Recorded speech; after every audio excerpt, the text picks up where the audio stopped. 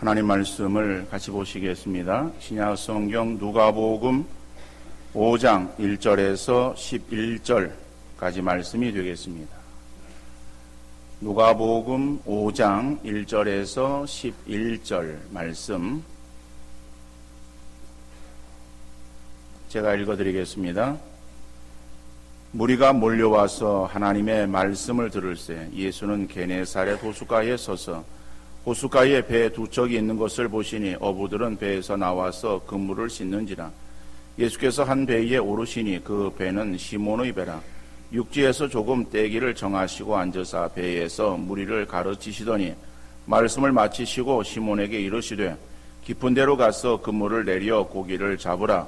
시몬이 대답하여 이르되 선생님 우리들이 밤이 새도록 수고하였으되 잡은 것이 없지만은 말씀에 의지하여 내가 그물을 내리리이다 하고 그렇게 하니 고기를 잡은 것이 심이 많아 그물이 찢어지는지라. 이에 다른 배에 있는 동무들에게 손짓하여 와서 도와달라 하니 그들이 와서 두 배의 채움에 잠기게 되었더라. 시몬 베드로가 이를 보고 예수의 무릎 아래 엎드려 이르되 주여 나를 떠나소서 나는 죄인이로소이다 하니 이는 자기 및 자기와 함께 있는 모든 사람이 고기 잡힌 곳으로 말미암아 놀라고 세베대의 아들로서 시몬의 동업자인 야고보와 요한도 놀랐습니다. 예수께서 시몬에게 이르시되 무서워하지 말라. 이제 후로는 내가 사람을 취하리라 하시니 그들이 배들을 육지에 대고 모든 것을 버려두고 예수를 따르니라. 아멘. 세상 사람들은 각자가 중요하다고 생각하는 것들을 따라서 움직이게 됩니다. 자기가 중요하게 생각하는 그러한 것들을 가지고 또 그것에 따라 행동하고 움직인다는 것이죠. 우리 나이든 세대와 젊은 세대는 좀 차이가 있습니다. 나이든 세대는 아무래도 유교적인 영향권을 벗어나지 못하는 것 같아요. 그러다 보니까는 남의 이목이나 체면치레 이런 것을 굉장히 중요하게 생각을 합니다. 그래서 부모들은 자기 자식에 대해서도 어른으로서 어떻게 염치 없이 다 달라고 하며 또 맛있고 좋아한다라고 하는 것을 표현할 수 있겠는가. 속으로는 그런 마음이 있어도 겉으로 이제 그런 것을 표현하기를 좀 꺼려하는 마음들을 가지고 있습니다. 그래서 부모님에게 용돈을 드리면은 괜찮다고 난 돈이 있다고 손사래를 칩니다. 그런데 정말 돈이 필요 없고 그리고 돈이 많아서 거부하는 것이 아니라 체면 때문에 그렇죠. 어른이 부모가 자식에게 이런 마음 때문에 그래서 손사래를 치지만은 속으로는 굉장히 좋아하죠. 그래서 야, 내 자녀들이 나에게 이렇게 잘해주는구나 하는 그런 마음을 가지고 있어요. 그래서 부모의 그러한 어떠한 마음들을 이해하지 못하는 젊은 세대들에게 있어서는 부모가 거절하면은 그것이 아닌 것으로 또 그렇게 또 착각을 해요. 한 번쯤 이렇게 뒤로 빼는 건데 그런 마음들을 모르고 그래서 우리 어머니는 생선 대가리만 좋아하시고 뭐 이렇게 생각을 한다는 것이죠. 근데 그에 반해서 우리 젊은 세대들은 그렇지 않아요. 우리 나이 든 세대와 많이 다릅니다. 그래서 좋아하는 것, 그죠? 자기가 원하는 그런 것들이 있어서는 자기 중심적으로 그것을 생각하고 판단하면서 행동하는 거예요. 그러니까 그것이 어떤 공공의 유익을 위해서 필요하고 다른 사람들에게 도움이 되는가라고 하는 문제는 별로 관심을 갖지 않아요. 그것이 내게 유익이 되어지는가 또 내가 좋아하는 것인가 라고 하는 거기에 관심을 가지고 내가 좋아하는 것이다라고 한다면은 뭐 당당하게 요구하고 그리고 다른 사람에게 있어서 유익이 되어지는데 내게 있어서 손해가 난다라고 하면은 그것은 가차없이 거절하는 그러한 모습을 많이 볼 수가 있습니다. 자, 어떻든 간에 기성세대와 젊은 세대, 나이 든 세대와 젊은 세대의 차이는 그런 차이가 있다라고 할지라도 그러나 우리 사람들에게 있어서 최고의 관심사는 행복한 삶이다라고 하는 거예요. 나이 드신 분들도 행복한 삶을 추구하고 젊은 세대도 행복한 삶을 추구하고 살아가는 거예요. 그리고 최고의 행복과 만족을 위한 삶을 영위하기 위하여 우리에게 필요한 것이 무엇인가 라고 하는 것을 생각하게 되죠. 근데 결론은 사람에게 있어서의 가장 최대의 행복과 만족을 주는 것은 다른 것이 아니라 물질이라고 생각을 하는 거예요. 그래서 돈이 있으면은, 물질이 많으면 행복하고 제대로 사람 구실을 하는데 돈이 없으면은 자연히 사람들에게 업신여김을 받는다고 생각을 합니다. 그러다 보니까는 사람들에게 있어서 돈 버는 일에 있어서는 모두가 다 열심히 해요. 근데 다른 사람에 있어서 그런 것들을 조금도 양보하지 않습니다. 어떻게든 내가 그것을 더 취해서 내가 더 많은 것을 누릴 수 있을 것인가 라고 하는 것에 혈안이 되어 있어요. 그러다 보면 그 물질이 많이 소유한 사람은 더 행복하고 만족한 그러한 삶을 사는 것처럼 그렇게 생각을 합니다. 근데 막상 물질이 우리의 삶의 행복의 최우선이고 우리의 삶의 만족의 최고의 조건인가? 그것은 아닌 것 같아요. 우리나라가 예전보다 잘 사는 나라가 되었고 세계 속에 있어서도 우리나라는 잘 사는 나라 가운데 속해 있어요. 그러면은 잘 사는 나라의 국민이라고 한다면은 우리의 삶의 만족도는 어떤가? 여러분의 삶에 만족하십니까? 별로 만족하지 않죠? 왜 만족하지 않아요? 삶이 어렵기 때문이라고 말을 합니다. 우리의 삶이 얼마나 더 많은 물질을 얻어야, 가지고 있어야 우리가 정말 행복하고 만족하다라고 생각을 하겠습니까? 여러분, 물질이 우리의 삶에 있어서 최대의 행복과 만족을 주는 것이 결코 아닌데 사람들은 그런 줄로 알고 그렇게 생각을 하고 있습니다. 자, 오늘 본문을 보면은 본문에서 베드로라고 하는 사람이 나오고 있습니다. 근데 베드로도 정말 어떠한 물질을 위해서, 고기 잡는 그런 걸 위해서 그가 모든 수고를 다 감당합니다. 그러다가 예수님을 진정으로 만나게 되어지는 거예요. 예수님 진정으로 만나고 그의 인생의 행복이 무엇인가를 그가 깨닫게 되어집니다. 그래서 오늘 본문의 말씀 속에서는 베드로의 변화가 나타나고 있어요. 오늘도 이 베드로의 변화를 통해서 우리에게 주신 은혜가 무엇인지 함께 나누는 시간이 되어질 수 있기를 바랍니다. 첫째로 이 베드로를 통해서 볼 때 이제 그의 인생에 착각하는 인생의 모습을 볼 수 있어요. 착각하는 인생. 그러니까 착각하는 인생이 무엇이냐라고 하면은 내가 가장 좋다고 생각하는 그것이 최선이 아니다라고 하는 거예요. 근데 우리는 내가 좋다고 생각하는 그것이 내게 있어 최선이라고 생각하는 그것, 최고라고 생각하는 그것이 착각이다라고 하는 거예요. 자, 오늘 본문에 보면 예수님께서 아침 일찍부터 찾아오는 사람들에게 하나님 말씀을 전하십니다. 자, 그리고 그곳이 이제 게네사렛, 갈릴리 호수가였어요. 근데 마침 보니까는 밤새 고기를 잡고 이제 호수가에 배를 대고 정박하고 있는 그러한 배를 발견하십니다. 그리고 그 배에 오르셔서 그 배를 조금 뛰기를 청하시고 거기에서 말씀을 전하십니다. 근데 그 배는 시몬의 배였어요. 시몬은 베드로입니다. 이름이 개명되어지기 전에 가지고 있었던 이름이 시몬이에요.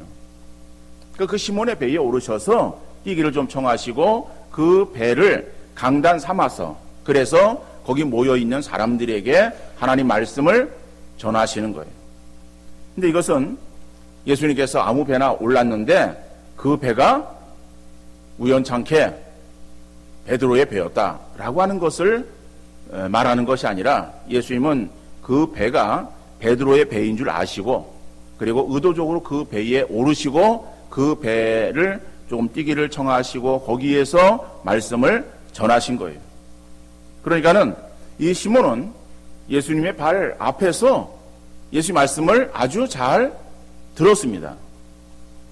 자, 말씀 마치시고 예수님께서 그 배 주인인 그 시몬에게 이제는 깊은 데로 가서 그물을 내려 고기를 잡으라고 말씀하시는 거예요. 여러분, 지금 이 베드로는 밤새 고기를 잡느라고 온 힘을 다 써서 피곤해 지쳐 있는 거예요. 그 밤에 잡은 것이 없어요. 그래서 허탈감으로 더욱 지쳐서 아무런 의욕도 지금 갖지 못하고 있는 상황입니다. 지금까지 이 시몬은 갈릴리 호수를 떠나지 않았고 그 갈릴리 호수에서 계속해서 고기를 잡아오던 어부였습니다. 자, 베드로에게 있어서 아침에 다시 깊은 데로 가서 그물을 내려 고기를 잡으라라고 하는 그 소리는 이 베드로에게 있어서는 별로 이거는 도움이 되지 않을 뿐더러 말도 되지 않는 그러한 소리로 들릴 수밖에 없었을 거예요. 아마 베드로의 마음 가운데 있어서는 예수님 말씀 다 하셨으면은 이제 배를 물가로 댈 테니까는 내리십시오. 저도 배 정리 다 해가지고 이제 가서 좀 쉬어야 되겠습니다. 뭐 이렇게 이야기 해야 할 수밖에 없는 그런 상황이었을 거예요. 왜냐면 여러분 생각해 보십시오. 밤새도록 잠을 자지 못하고 고기를 잡았는데 뭐 만선이 되어서 들어오면은 기쁨에, 그리고 또 더 고기를 잡으라고 한다면은 뭐 기쁜 마음으로 나가서 그물을 내릴 수 있을지 모르겠지만은 뭐 베드로의 상황을 우리가 한번 추측해 보면은 지금 그럴 여유가 없는 거예요. 허탈감에 빠져 있고 의욕 상실되어진 그러한 베드로에게, 그리고 또 자기 상식으로 맞지 않는 그러한 소리를 하고 있는 예수님 말씀에 베드로가 이 귀를 기울여서 그 말에 따른다라고 하는 것은 쉬운 일이 아니었어요. 자, 그러지만은 베드로는 뭐라고 말하는가 하면은 5절에 보니까는 시몬이 대답하여 이르되 선생님, 우리들이 밤이 새도록 수고하였으되 잡은 것이 없지만은 말씀에 의지하여 내가 그물을 내리리다 하고, 자, 다시 말하면은 내가 내 어떠한 경험이든지 내 생각에 깊은 데로 가서 그물을 내려 고기를 잡으면은 고기를 잡을 수 없다라고 생각이 되어지지만은 당신은 보통 사람이 아니기 때문에 당신의 말씀에 내가 순종해서 그물을 내리겠습니다 라고 말하는 거예요. 베드로는, 시몬은 예수님을 지금 처음 본 것이 아닙니다. 그 전날 예수님은 베드로의 집에 들어가셨어요. 베드로의 집에 들어가셔가지고 그 베드로의 집에 누워있는 베드로 장모의 열병을 고쳐주셨어요. 그러니까는 베드로의 장모의 열병을 고쳐주시고 나니까는 사람들이 소문이 났어요. 그래서 사람들이 각처에서 환자들을 데리고 예수님께 나오는 그러한 가운데에 예수님께서 그들을 이제 밤새 고치시고, 그리고 이제 쉬시고 아침 일찍 또 하나님 말씀을 전하시는데 그 시몬의 그 배에 오르셔서 그래서 말씀을 전하시는 거예요. 그러니까 다시 말하면은 이 시몬은 예수님의 그러한 그 병 고치는 능력을 그가 체험했어요.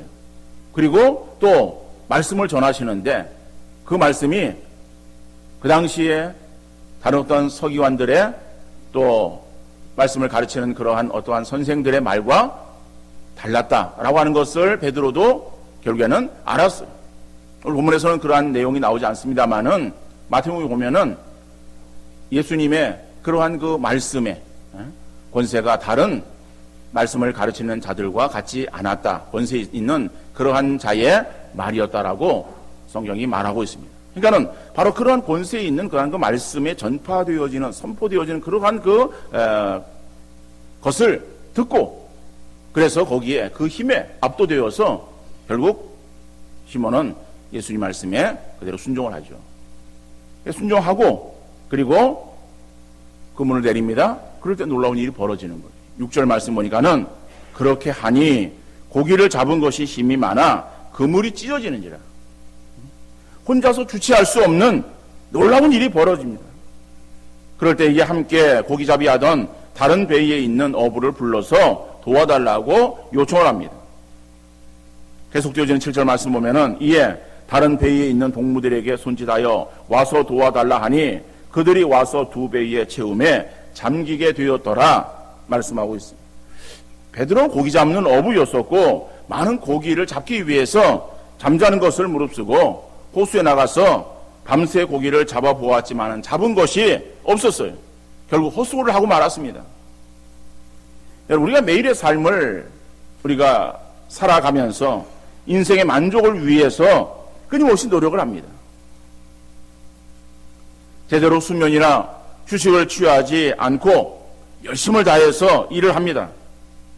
일을 열심히 하면은 그 행한 수고의 대가가 주어지고 그러므로 우리 인생의 큰 행복과 만족이 찾아올 것으로 생각을 합니다. 열심히 노력하며 최선을 다했지만은 돌아오는 결과가 허무할 때가 그러나 너무나도 많이 있는 거예요. 그럴 때 우리는 심한 허탈감에 빠질 수가 있겠죠. 내가 지금까지 한 것이 무엇인가? 열심히 달려왔는데 내 손에 남은 것이 과연 무엇인가? 우리는 그런 허탈감에 상심할 때가 너무나도 많이 있을 거예요. 여러분, 물질이라고 하는 거, 돈이라고 하는 거, 그것은 마치 물과 같아요. 물. 돈은 물이다. 이렇게 비유해서 말할 수 있어요. 왜 그런가 하면은 여러분, 어항에 물이 담겨있는 어항에다가 손을 집어넣고 그리고 그 물을 한껏 움켜 쥐어보세요. 그러면은 물을 움켜 쥐면은 내 손 안에 물이 가득 채워져 있는 걸로 생각을 해요. 그러고 나서 어항 그 물 수면 위로 내 손을 들어 올리면은 어떻습니까? 손을 펴보면은 그 안에 물이 있어요? 물은 다 손가락 사이로 빠져나가고 빈손만 남게 되어집니다. 우리가 물질을 위해서 최선을 다해서 노력을 하는 거예요. 그래서 그 물질이 내 손 안에 있는 것으로 생각합니다. 그런데 막상 손을 펴보면은 그 손 안에는 아무것도 없어요. 그럴 때 얼마나 우리가 허탈합니까? 여러분, 한평생의 삶을 살았어요. 한평생의 삶에 수고를 했어요. 그 수고한 결과가 아무것도 없다라고 한다면 얼마나 허무하겠어요.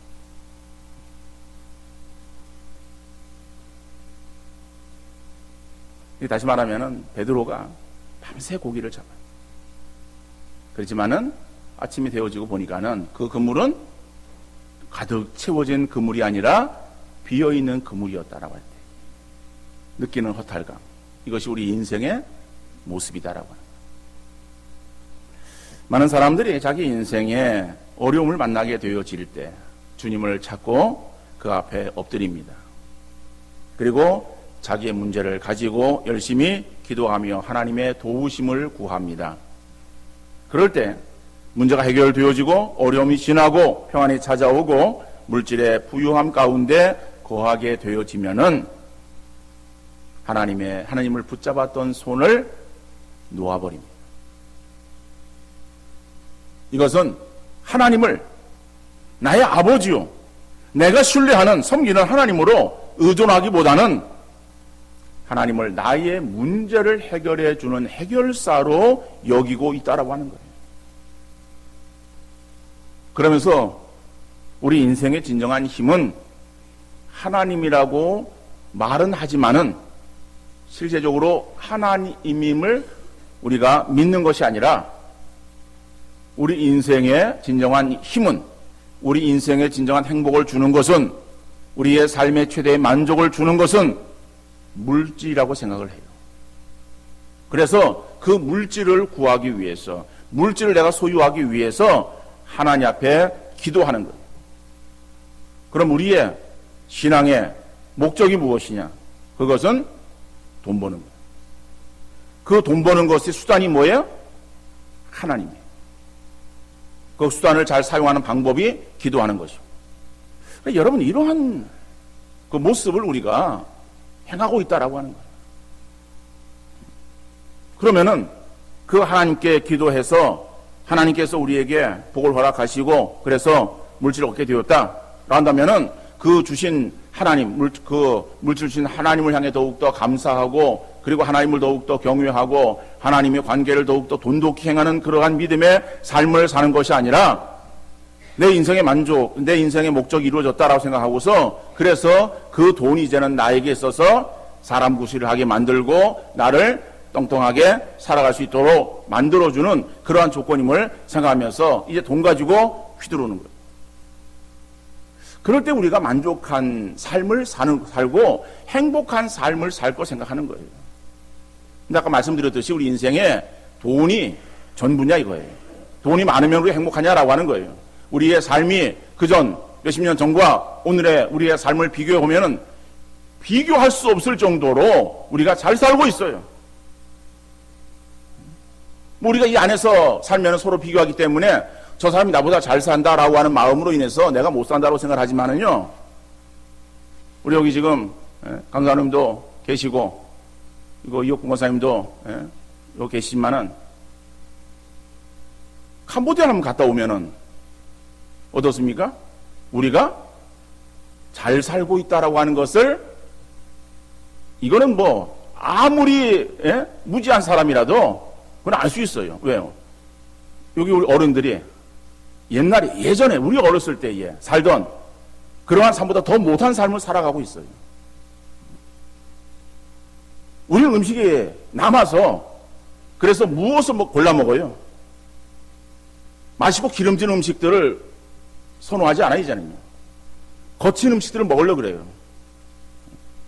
예전에는 거친 음식이 싫어서 기름진 음식들, 그래서 보리밥보다는 쌀밥을 먹으려고 그랬어요. 이제는 쌀밥을 먹지 아니하고 잡곡밥을 먹어야 돼요. 우리 그런 시대를 살아가고 있어요. 그럼에도 불구하고 캄보디아는 어때요? 제대로 밥을 못 먹어요. 밥만 먹어. 반찬도 없어요, 제대로. 삶이 어떠한 그러한 그 모습들이 너무 떨어져 있어요. 그러면은 우리가 그들보다 몇십 배 잘 사는 그러한 나라로 한다면은 우리는 행복하고 그들은 불행한가? 천만의 말씀이에요. 오히려 그들이 행복해요. 우리는 불안해요. 불행해해요. 왜 그렇습니까? 돈이 우리의 삶의 행복과 만족의 전부가 아니다라고 하는 거예요. 그런데 우리는 죽어도 돈이 우리에게 있어서 행복을 주는 것으로 생각하는 거예요. 그래서 오늘 죽어도 내가 한번 돈벼락 한번 맞아보고 죽었으면 좋겠다 라고 생각을 해요. 그죠? 벼락 중에 제일 좋은 벼락은 돈벼락이에요. 방석 중에 제일 좋은 방석은 돈방석에 앉는 거예요. 나물 중에 제일 좋은 나물은 돈나물이에요. 사람이 돈 하다가 돌아버리는 거예요. 여러분, 돈이 우리에게 있어서의 우리 인생의 최대의 만족과 행복을 주는 것이 아니에요. 그럼에도 불구하고 사람들은 돈이라고 하면 최고로 생각하는 거예요. 그래서 하나님조차 나에게 그 돈을 벌게 해주는 알라딘의 요술 램프의 요정 그쯤으로 하나님을 생각하는 거예요. 그래서 쫙 돌리면서 돈이 좀 있었으면 좋겠다. 그래서 돈이 쫙 해가지고 돈 갖다 주고 이런 어떠한 하나님으로 우리는 그렇게 생각을 하고, 그래서 그렇게 우리에게 돈을 갖다 주지 않는 하나님은 우리가 별로 하나님에 대한 열심을 내지 않는. 여러분, 오늘 이 베드로가 보면은요, 주님께서 베드로에게 로또를 허락하신 로또를. 어떤 로또예요? 고기를 잡기 위해서 그물을 내립니다. 그러니까 그물을 딱 내렸는데, 그리고 들어 올리는데 자기 혼자서 끌어올릴 수 없을 정도의 엄청난 고기가 그물에 잡히는 거예요. 그래가지고 밖에 있던 그 자기의 동물을 같은 동업하는 그러한 그 사람을 불러다가 그래서 함께 와서 그 그물을 끌어올려요. 이 끌어올리니까는 그 가득 채워진 고기가 2배에 나누어서 거의 잠길 정도로 가득 채워지는 그런 엄청난 양의 고기를 잡게 되죠. 요즘 말로 말한다면 로또를 맞은 것과 마찬가지. 그러면 얼마나 신나겠어요. 이야, 원하는 만큼 원하는 이상의 고기를 잡았기 때문에 이제는 빨리 가자. 그리고 빨리 팔아가지고 그래서 돈을 가지고 그 다음에 뭘 해야 될 것인가, 이런 것들을 궁리하고 생각하고, 이제는 이만한 그런 물질을 가지고 있으니까는 야, 참 좋다, 뭐 그렇게 생각이 되지 않겠어요? 그런데 베드로는 주님을 만나고 나니까 인생의 진정한 행복이 무엇인지를 깨닫게 되어지는 거예요. 그래서 착각하는 인생에서 진정 행복을 깨닫는 인생으로 바뀌어집니다. 이게 주님을 만난 자의 모습이에요. 착각하는 인생은 내가 정말 가장 좋다라고 생각하는 그것이 최선인 것으로 알고 살아가던 모습이 착각하는 인생의 모습이에요. 그런데 진정 행복을 깨닫는 그러한 그 인생은 내게 가장 중요한 것이 무엇인지를 아는 것, 그것이 행복한 그러한 행복을 깨닫는 인생이라고 말할 수 있다. 자, 주님 만난 베드로가 고백합니다. 8절에 보니까는 시몬 베드로가 이를 보고 예수의 무릎 아래 엎드려 이르되 주여 나를 떠나소서 나는 죄인이로소이다 라고 고백을 합니다. 여러분, 이 베드로는 뭐 우리가 잘 알고 있는 대로 갈릴리 호수에서 고기를 잡던 사람이에요. 지금까지 그런 일들을 해왔어요. 그러니까는 그 호수에서 뭐 고기를 열심히 잘 잡았고, 그리고 뭐 고기 잡는 데 있어서는 뭐 어떤 전문가적인 그러한 수준에 있었던 사람입니다. 자, 그러지만은 주님은 자기를 뛰어넘는 그런 엄청난 분임을 깨달았어요. 그러니까 주님을 제대로 알고 나니까는 예수님을 향해서 그의 고백이 바뀌어집니다.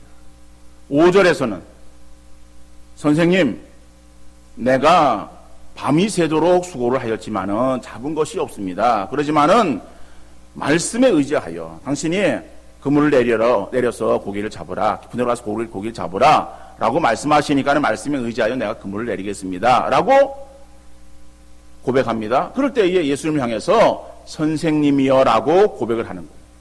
그런데 오늘 이 8절에 보면은 주여 나를 떠나소서 나는 죄인이로소이다.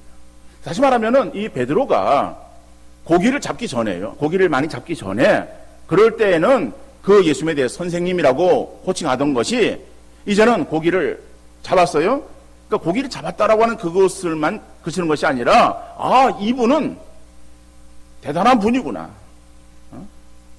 이분은 놀라운 분이다 라고 하는 그 주님에 대해서 무엇인가를 깨달았을 때에, 그럴 때에 그의 호칭이 선생님이라고 하는 호칭이 아니라 주여라고 하는 호칭으로 바뀌어져요.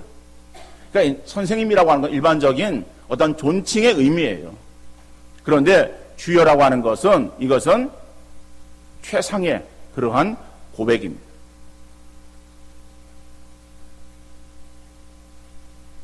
자, 그럴 때 예수님께서는 베드로에게 인생에 가장 소중한 것이 무엇인가를 알려줍니다. 오늘 본문 10절 말씀에 세베대의 아들로서 시몬의 동업자인 야고보와 요한도 놀랐습니다. 예수께서 시몬에게 이르시되 무서워하지 말라, 이제 후로는 네가 사람을 취하리라 하시니 그랬어요. 너는 지금까지 갈릴리 호수에서 고기를 잡아 돈을 벌던 사람이었었지만은 너희 인생 가장 중요한 것은 내가 고기 잡는 어부가 아니라 사람을 낚는 어부로서의 삶을 살아가는 것이 가장 소중하고 중요하다라고 하는 것을 말씀하시고 계시는 거예요. 그러자 그때 그들이, 이건 베드로뿐만 아니라 그 다른 배에 있었던 그 사람들, 세베대의 아들로서 야고보와 요한을 말합니다. 그들이 이제 모든 것들을 버려두고 예수님을 따랐다라고 여러분 11절에서 말씀하고 있어요. 물론 이 말씀을 우리가 생각할 때 이제 그러면은 예수님을 따른다라고 하는 것은 우리가 가지고 있는 모든 것들을 다 포기하고 내려놓고 이제는 그것을 1절 생각하지 아니하고 예수님만을 따르는 그러한 삶을 살아야 되는가라고 우리는 생각할 수 있어요. 근데 오늘 보면 그것을 우리에게 말씀하고 있는 것이 아닙니다. 여러분의 집을 팔고 여러분의 모든 재산을 다 포기하고 뭐 그런 의미의 말씀이 아니에요. 그러니까 이 말씀이 무엇인가 하면은 내가 지금까지는 인생을 잘못 살아왔다라고 하는 거예요.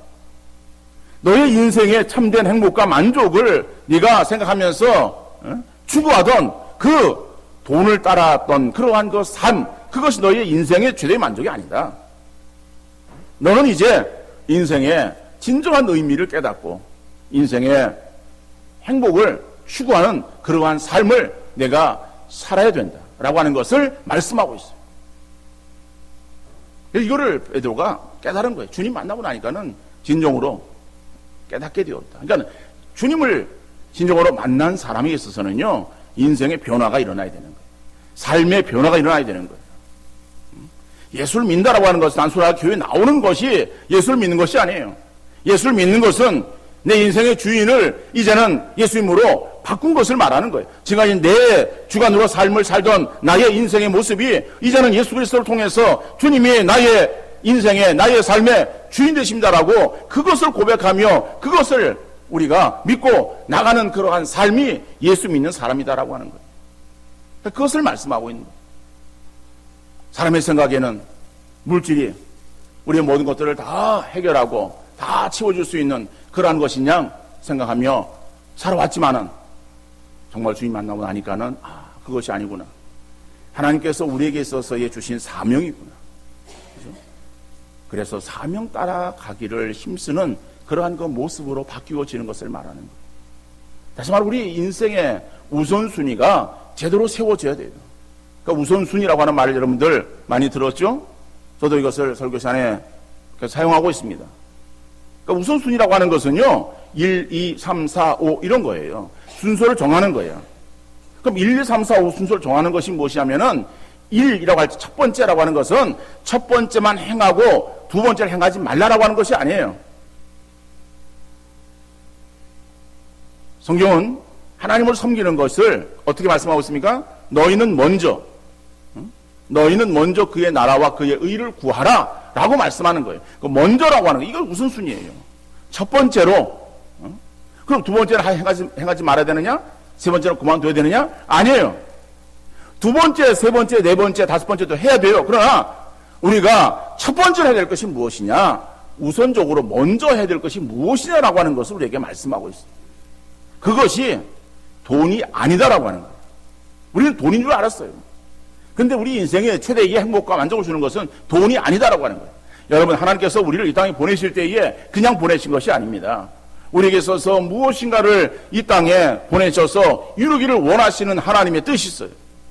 우리 그 뜻을 따라서 이 땅에 왔어요. 그러면 그 뜻이 무엇인가를 우리가 한번 좀 생각해야 되지 않겠어요? 여러분, 그것이 우리의 머릿속에서 어떤 생각으로 바로 생각나지 않으면은 여러분 기도해 보세요. 하나님, 내가 어떠한 삶을 살아야 하나님이 기뻐하시는 삶을 살아갈 수 있겠습니까?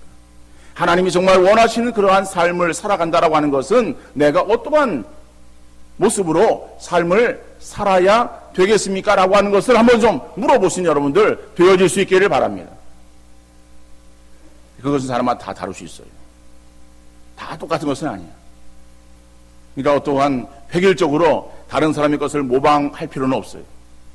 한번 여러분과 하나님과의 관계 속에서 한번 깊이 있게 하나님께 질문하시고 하나님께서 내게 뭐라고 말씀하시는지 한번 그 하나님의 음성에 한번 귀를 기울여 보시는 여러분들 되어질 수 있기를 바랍니다.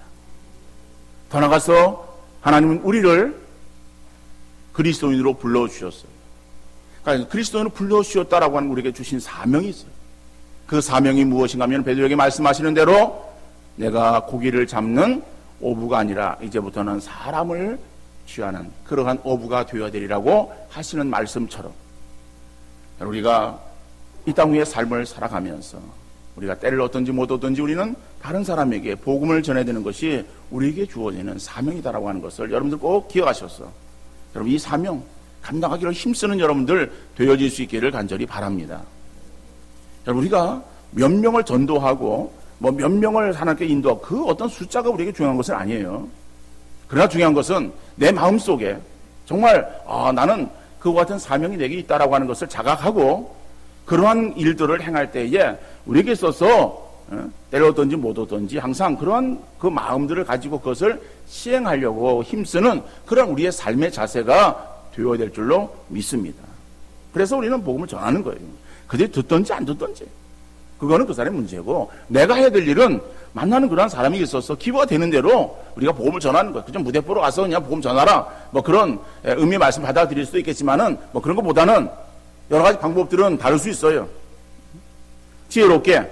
그러나 중요한 것은 어떤 간에 우리가 만나는 사람들을 대하는 그러한 사람들을, 영혼들을 우리가 불쌍히 여기고 그 영혼에 있어서 우리가 복음을 전해야 되는 것이 내게 주어지는 사명이다.